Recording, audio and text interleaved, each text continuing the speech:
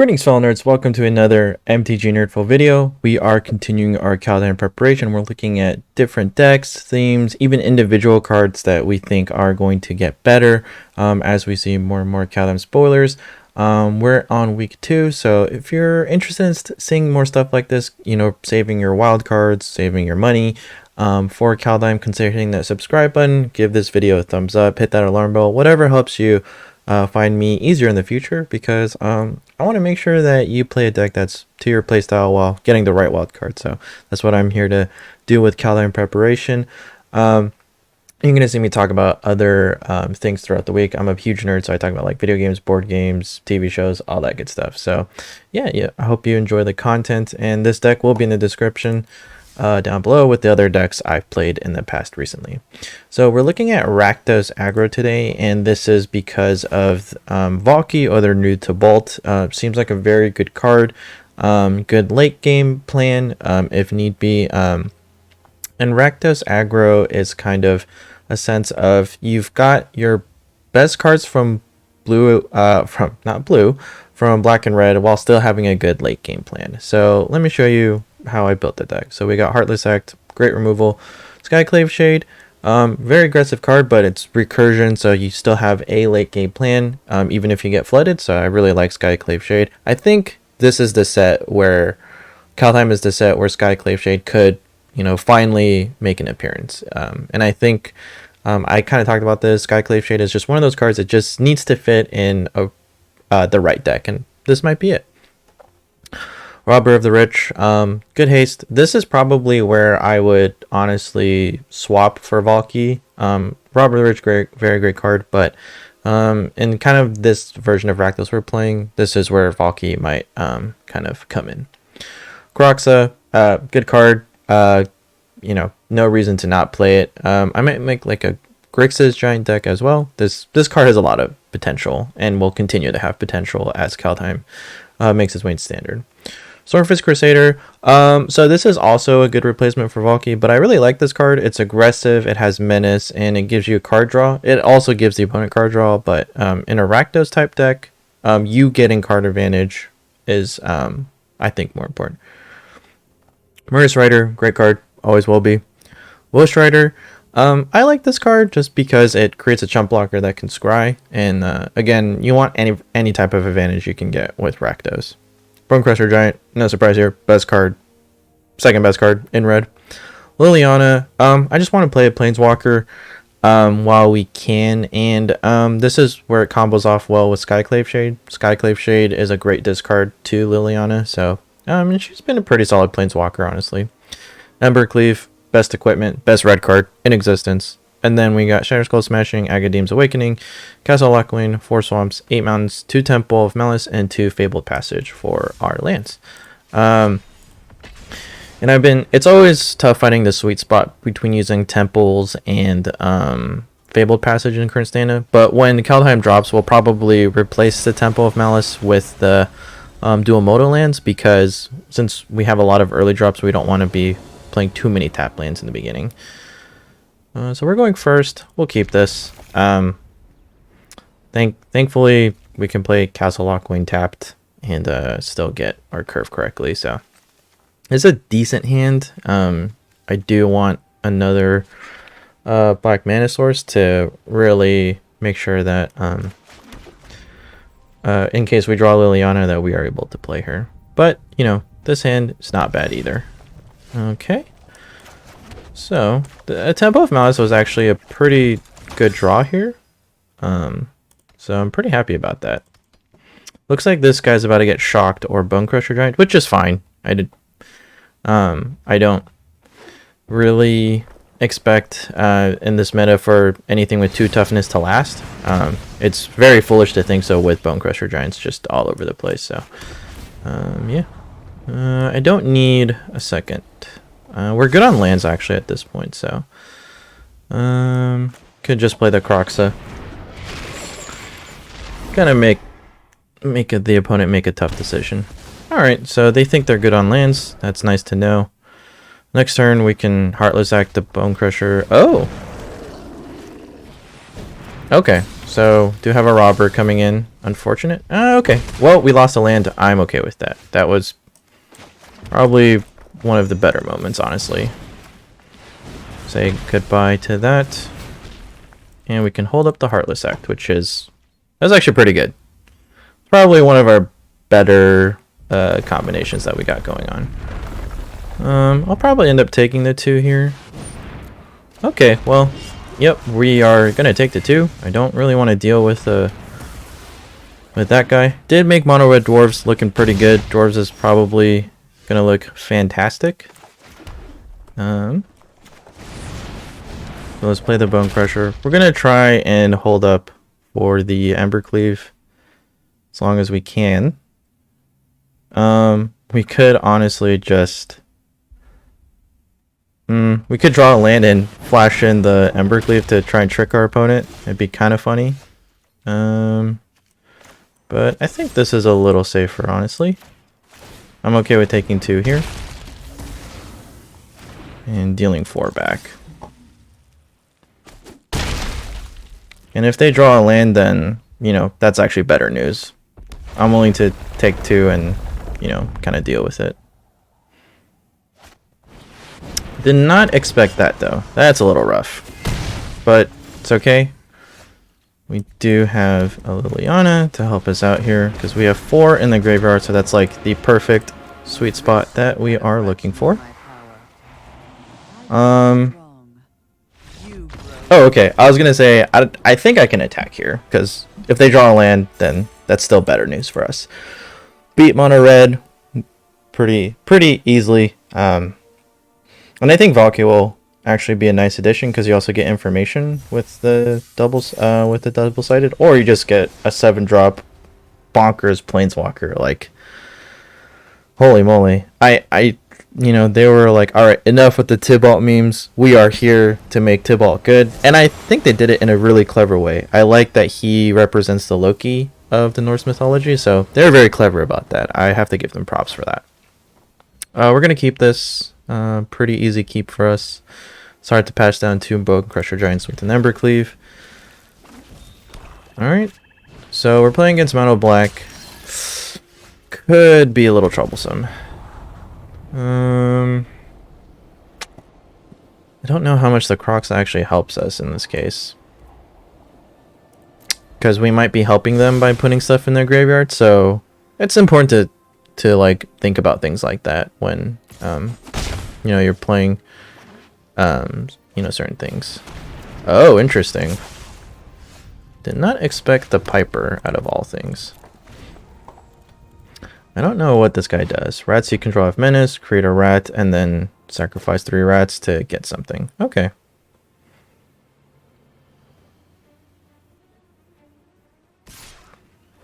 Okay, he's not attacking with the Piper. Sure. Let's just get rid of that.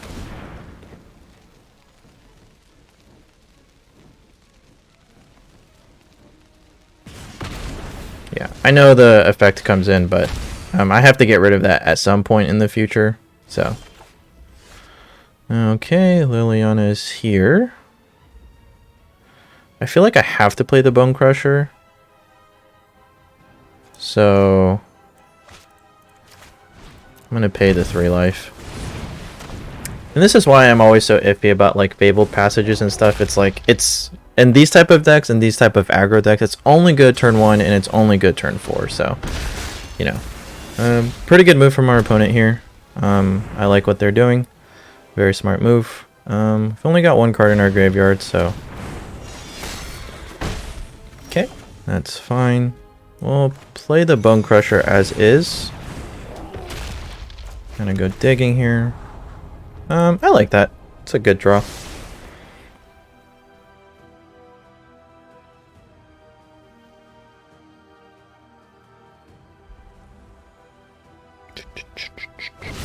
And the Murderous Rider coming in.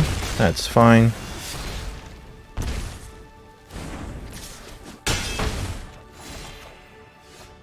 Okay.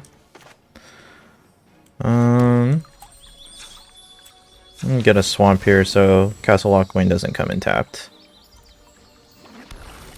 So 3 cards in our graveyard. Could Liliana... Let's actually just play the Murderous Rider. I don't think there's a reason to let Liliana die right now, so I'm not going to do that. If there's no reason for Liliana to die, let's not play her. And if he's going to spend his turn just continuously removing our stuff, then, you know, it's better now than later, I would think. Okay, so this is actually nice here. So here Kroxa does matter a little bit, so. Because I have the Shadow Skull Smashing.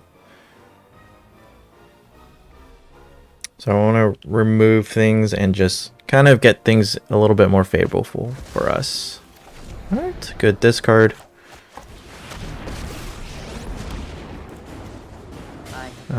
We'll just destroy the Murderous Rider.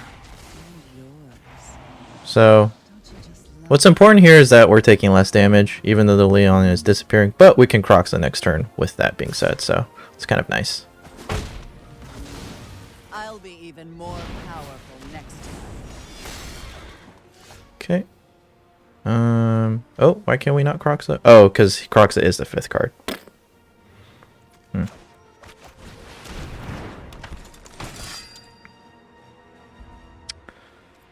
Do we hold up the Shadow Skull Smashing? I think we do.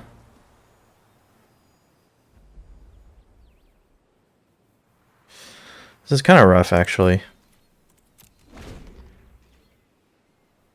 Because we have to be careful because the Marauder is going to hurt us as well. So, oh, interesting. This is kind of cool. I haven't seen the Scythe used. Okay. That happens. Oh, okay, so now our blocks are super unfavorable. But I think we have to block here.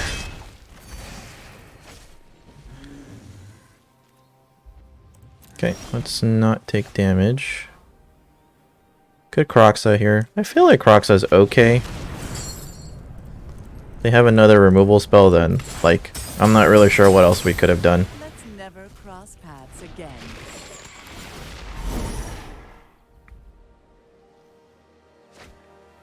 Okay, now I'm going to play this Shadow Skull Smashing. There's another removal spell then, you know, yeah, there we go. Yeah, I mean, not much we could do about that. The opponent never got flooded, so not much we can do there. I believe we will call this the GG. Opponent was sufficient with 4 lands. Oh, hold on. Hold on. Could do this for... Oh, well, it's just the Kroxa. Oh, this is where exile... Well, actually, it wouldn't have mattered. We'd only get back 1 thing, so... Alright, GG. Good job, opponent. 4 land hand. You know, that stuff happens. You just brush those games off. You just say, well, the opponent had literally the perfect hand and the perfect draws, because they only need 4 mana to play their deck, and they never drew lands beyond 4 mana. So, those games just kind of shrug it off. Don't worry about it. The randomizer favors you sometimes it favors them. Like, we beat Mono Red with this deck. Like, generally speaking, it's not going to happen, but it was kind of in our favor. Okay, so this hand is a little strange. Again, tap lands, but the modal lands are busted, so I always like to, you know, keep them. Alright, here comes Rune Crab turn 1.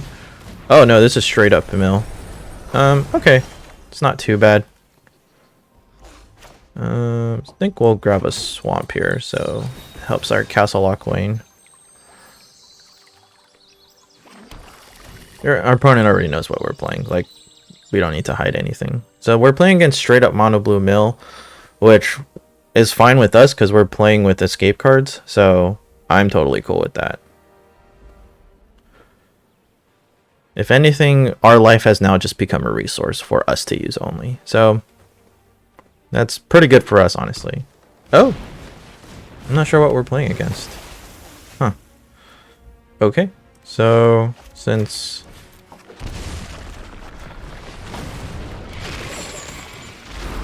This helps us, honestly, more than anything. Okay, that makes sense. It's probably one of the better cards to get rid of. It does hurt us, though, keep in mind. It is no card to joke about. Alright, thank you for continuing to help us. Mill, what did you discard? Lithoforming, okay.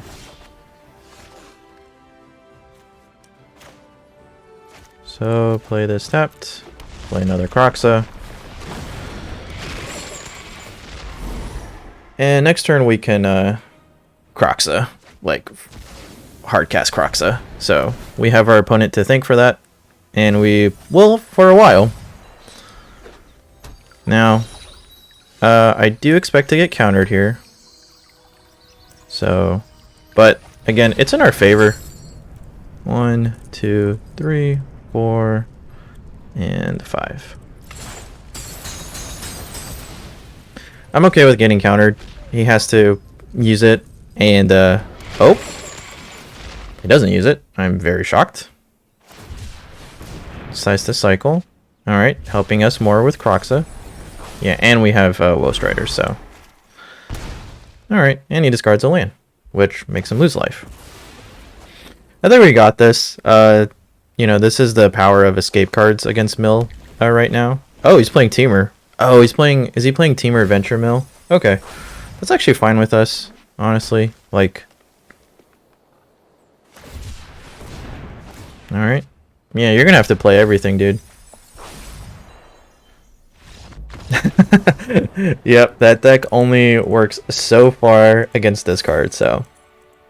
Alright, we're looking pretty good here.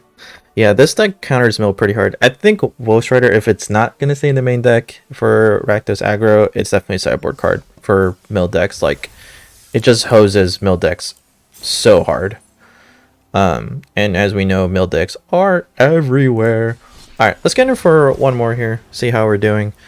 So we lost to Mono Black with, I would say, the perfect start. And, or perfect hand throughout the entire game. I've never seen a non-mono red deck do so well with so very little lands with like that kind of draw.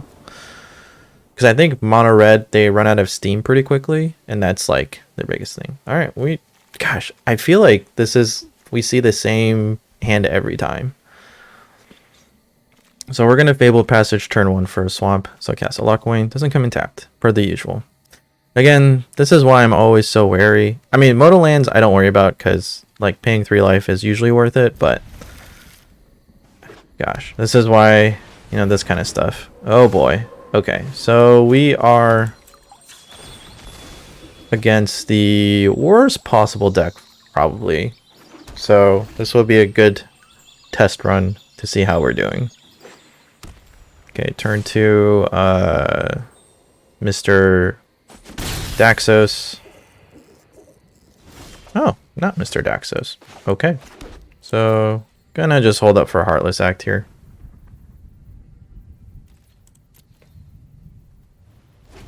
Alright, that's fine with me. We have the advantage on these kind of decisions. Ooh. Okay. Oh, I was supposed to do it before. Okay, wait, I can still do it now. Oof, that scared me. Alright, well, I always say Advisory Kit is a very good card. So I'm just gonna hardcast a giant here. Seems a little weird, but I think it's in our favor to do so. I guess I could have also just Robber of the Rich there. It's also a thought, but okay. Ketra's love is your shield. Alright, tough decisions here. So I'm just gonna slam the Bozri and see what's happening. Okay, makes sense. He's at ultimate next turn, so.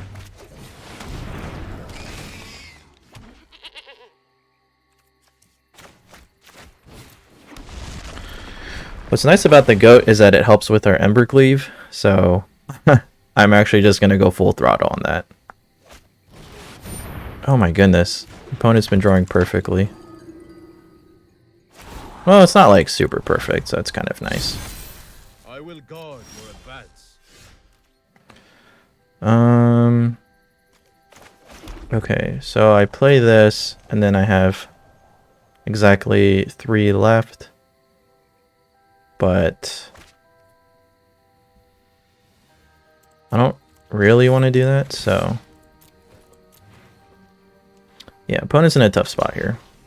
What's really good about this turn is that not only are we going to kill that, but we're gonna ensure Can we not find that the Bosri doesn't ultimate next turn. Bosri ultimate, it's hard to win against that. I've proven that in so many of my other videos, so.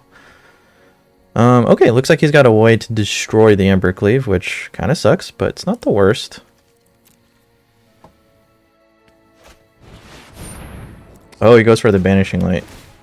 Is he going for the Ember Cleave? Oh, interesting choice. Let's discard this guy. Don't need another land. We are very good on land. Huh. I don't know if that would have been my decision, but okay. Just also because the Wool Strider has the escape mechanic, so oh, did he just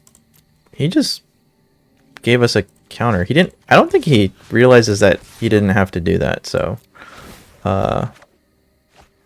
oh, sure. I'll take a Heliod.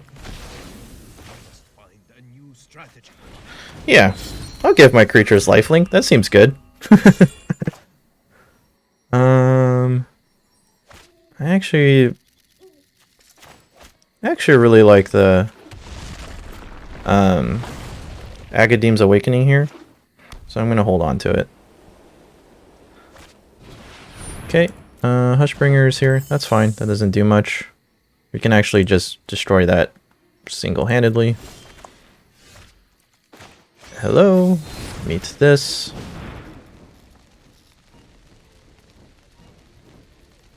Oh, he's got a way to protect it. Oh, wow. That's actually really cool interaction here. Okay, I've got some decisions to make. Let's just attack with this guy then.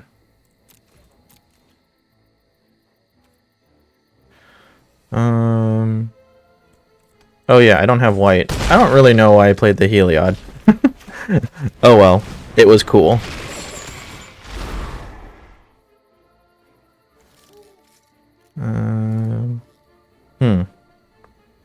What do we have in our graveyard? Just a bunch of Bone Crushers? Oh wow, opponent's got a tough decision to make, huh?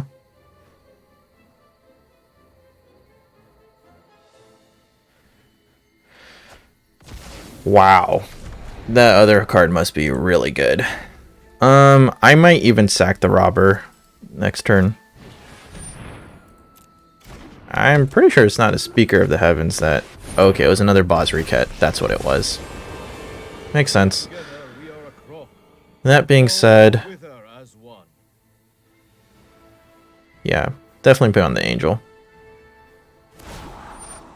Yep, puts us on a clock. My sand will protect you. So what's nice is that... oh, he didn't even attack. Alright, well, that worked out really well for us. Unfortunately, Wool Strider does not do the job here. Nor does another Swamp, technically, so... That's pretty rough. Ugh. Well... I guess we're gonna have to Croxa here, then. Which, like, I don't really want to do, because I have an Agadeem's Awakening, but... Which... Now my huge mistake was playing the Shatter Skull Smashing, and I don't have any more of those, so...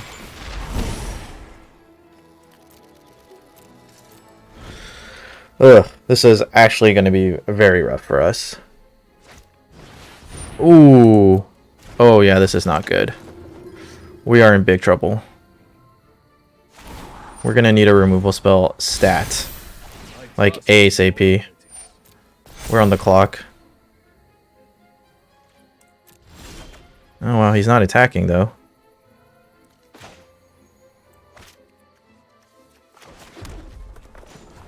I'm gonna go digging. Ah, that doesn't do it.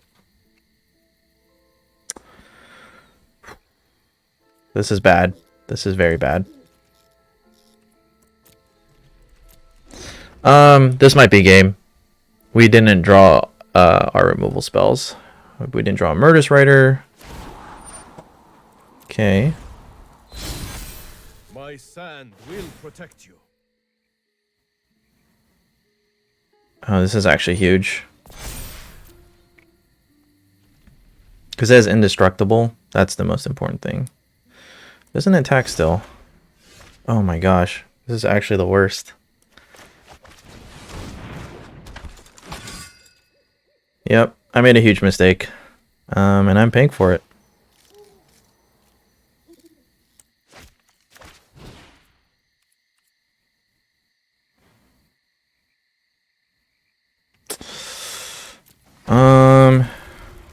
You know what? Let's scoop.